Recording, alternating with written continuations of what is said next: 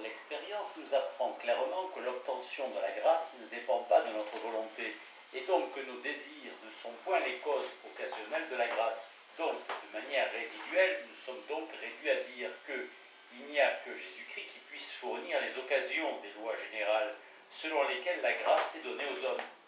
Et en nous basant sur ce que la foi nous apprend, c'est-à-dire sur la révélation dont on voit à nouveau qu'elle joue dans les choses ayant Dieu pour objet, le rôle de l'expérience dans les matières physiques et psychologiques, psychophysiques, nous sommes conduits à conclure que ce sont les désirs continuels de l'âme de Jésus que Dieu a établi cause occasionnelle de l'efficace des lois générales de la grâce.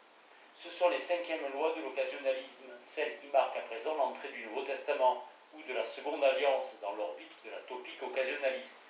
Nous présenterons 4 remarques sur ce cinquième groupe de lois, avant d'en venir à des conclusions plus générales sur ce déploiement occasionnaliste de la providence générale, telle que la présente Malebranche dans les EMR. 1. Cette restitution du raisonnement qui conduit Malebranche à la position de ces cinquièmes lois montre bien comment s'entrelacent à différents niveaux, de façon complexe et particularisée, les deux sources, la déduction rationnelle, l'expérience sous ses diverses formes, dont la convergence fait la spécificité de la démarche malebranchiste, lorsqu'elle se déploie en terrain occasionnaliste. Cette restitution permet de mettre au jour des explications à portée générale, qui concernent aussi les autres lois de l'occasionnalisme, mais qui sont souvent moins explicitement dégagées dans les autres champs où l'oratorien a déterminé ces lois.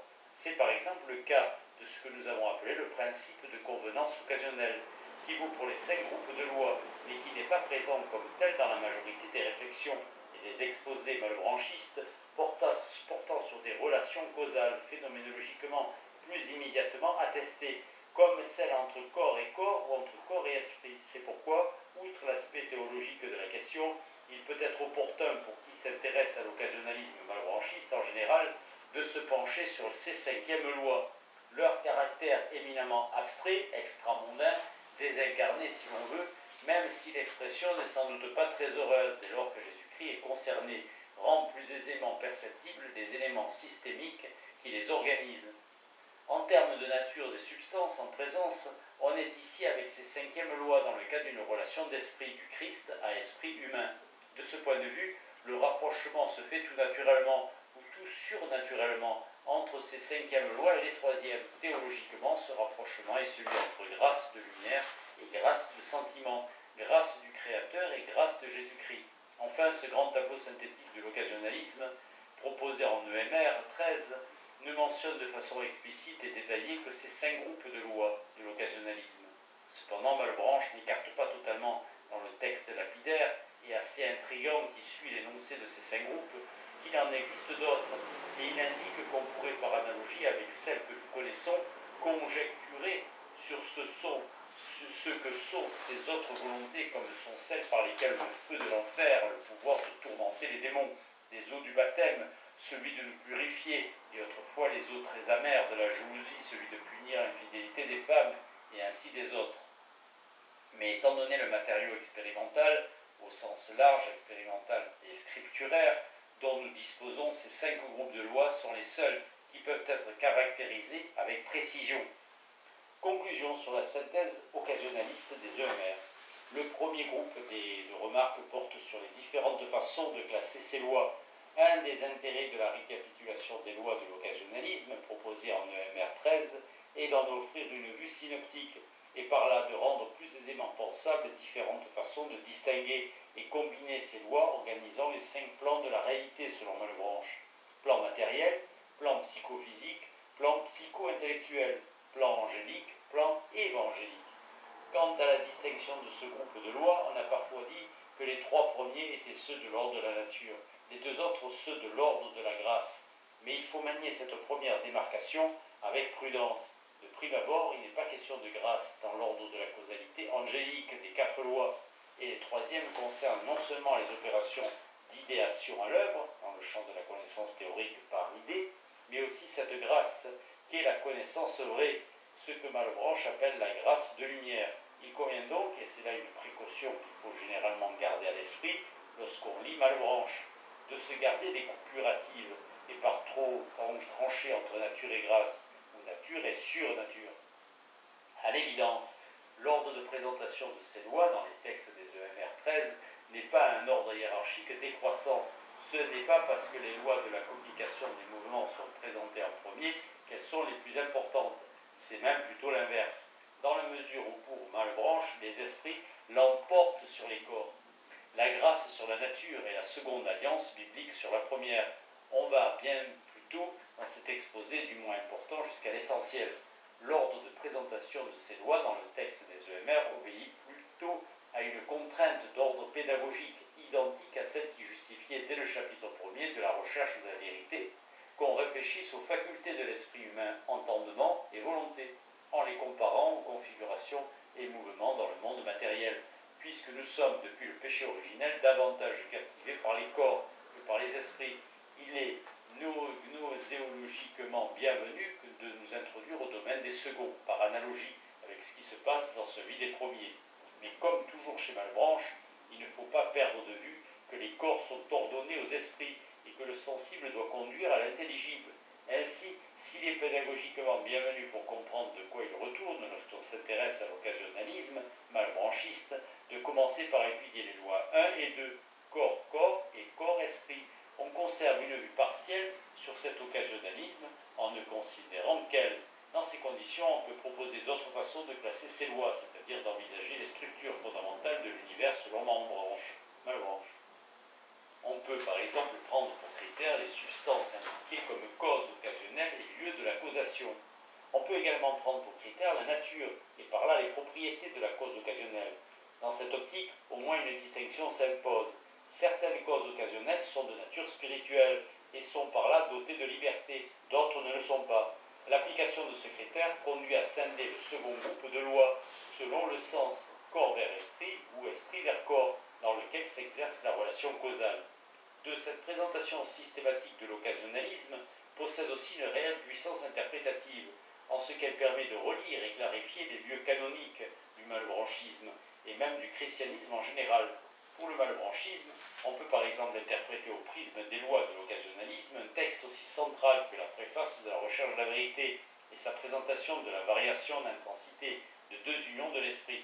À Dieu au corps avant et après le péché. Chez Adam, avant le péché, les trois premiers groupes de lois sont ainsi subordonnés. L'attention de l'esprit organise l'union de l'esprit et du corps, qui domine elle-même les lois du mouvement corporel. Après le péché, les trois premiers groupes de lois demeurent, et l'ordre est donc toujours respecté, ce qui est essentiel pour Malebranche. Mais leur agencement de précession est inversé. Les mouvements des corps préoccupent beaucoup l'esprit, ceux qui parasitent son attention à Dieu, et c'est le règne de la concupiscence. Plus largement, l'homologie et l'articulation des lois 4 et 5 permettent à Malebranche de déployer par un schéma causal, ce qui est tout à fait original, le thème ultra-classique chez les auteurs chrétiens d'une correspondance réglée et d'une relation de préfiguration entre ancienne et nouvelle alliance. Saint Michel et ses anges étaient aux Juifs ce que Jésus-Christ est aux chrétiens. L'occasionnalisme, tel qu'il est synthétisé dans le texte de MR 13, apparaît comme une voie royale pour percevoir en quoi le malebраnchisme est une philosophie systématique. L'univers tel que le conçoit Malebranche est en effet structurellement homogène. Quel que soit le secteur de la réalité qu'on considère, on y retrouve à l'identique ou presque un même schéma d'organisation formelle. Seule varie la nature de la cause occasionnelle qui détermine l'application de l'efficace divine. De là une série d'équivalences fonctionnelles remarquables, puisqu'elles sont établies entre des êtres ou des éléments appartenant à des ordres à première vue totalement hétérogènes. Les colonnes 3 et 4 du tableau. Récapitulatif. On a néanmoins affaire à une systématicité souple, non brutale, adaptative. Les principes généraux organisés les 5 sphères de l'occasionnalisme sont identiques. Les démarches intellectuelles mises en œuvre pour constituer chacun des 5 groupes de lois sont semblables. Mais Malebranche est toujours attentif aux particularités qui affectent chacun des domaines concernés. Martial Guéroult parlait à ce sujet, sans doute avec une nuance péjorative, dans la mesure où cet état de fait affectait selon lui la cohérence du malebраnchisme. D'accident, sans doute l'unité systématique impose-t-elle des solutions analogues dans les sphères différentes. Ainsi l'occasionnalisme impose son cadre aux 5 sphères du monde, mais ce thème originel est toujours affecté d'accident. On pourrait à l'inverse suggérer que ces variations autour d'un thème originel, repérable dans chacune des 5 sphères de l'occasionnalisme, n'ont rien d'accidentel. c'est-à-dire qu'elles ne sont ni superflues ni architectoniquement problématiques.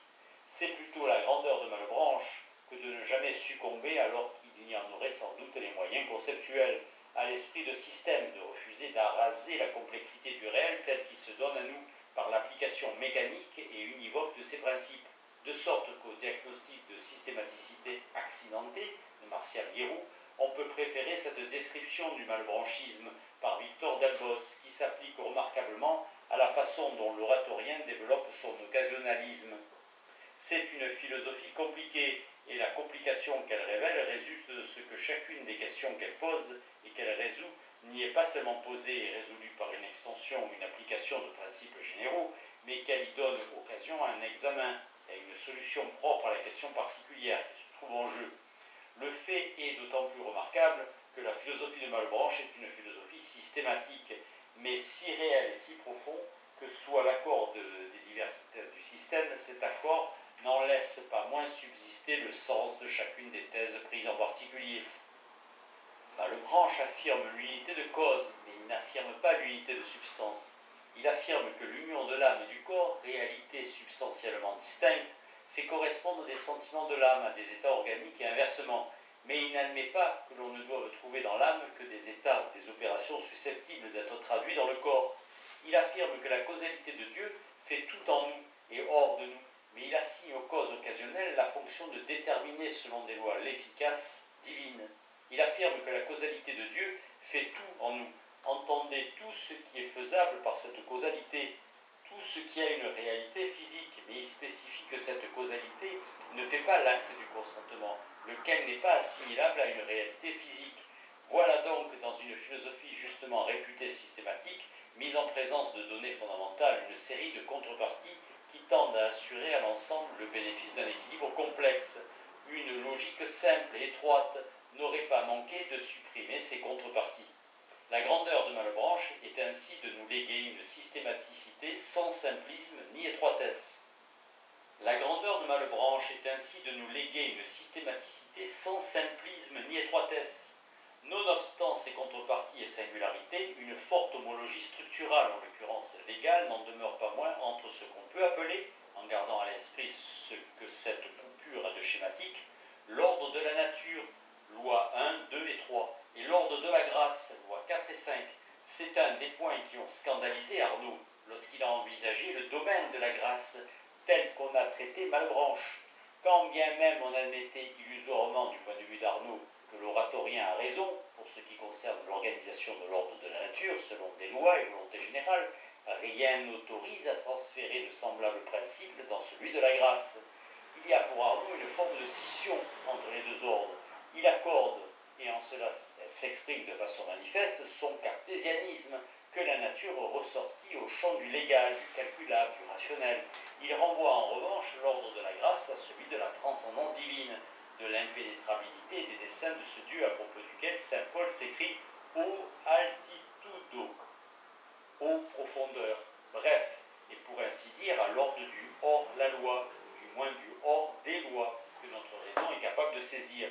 Rien de tel chez Malebranche, qui abolit cette scission au profit d'une symétrie équilibrante entre loi de la nature et loi de la grâce, dont il ne considère pas ce qu'elle relève de rationalités différentes. Épître aux Romains, ô profondeur des trésors de la sagesse et de la science de Dieu, que ses jugements sont impénétrables et ses voies incompréhensibles, car qui a connu les desseins du Seigneur ou qui est entré dans le secret de ses conseils? Comme on vient de le voir, parmi les différents schémas, outils, principes philosophiques dont use l'oratorien, ce sont en premier lieu ceux opérant pour définir l'occasionnalisme qui détermine cet effet d'homogénéité. Il y a là quelque chose de singulier, qui n'est schématiquement ni médiéval ni moderne. Dans une vision médiévale du monde, nature et grâce sont étroitement liées, mais ni l'une ni l'autre ne sont pensées dans le cadre général légal qui va caractériser l'essor de la nouvelle science à l'âge classique. Dans la vision moderne, on désintrique les deux ordres que les médiévaux laissent imbriquer, mais en faisant le plus souvent, Descartes, Arnaud, refluer l'intelligibilité rationnelle produite par la légalité de la nouvelle science du côté de la seule nature. Malebranche, quant à lui, de façon remarquable, conserve, comme les médiévaux, l'imbrication des deux ordres, mais comme un moderne, les pense tous les deux dans le cadre de l'intelligibilité légale apportée par la systématique occasionaliste.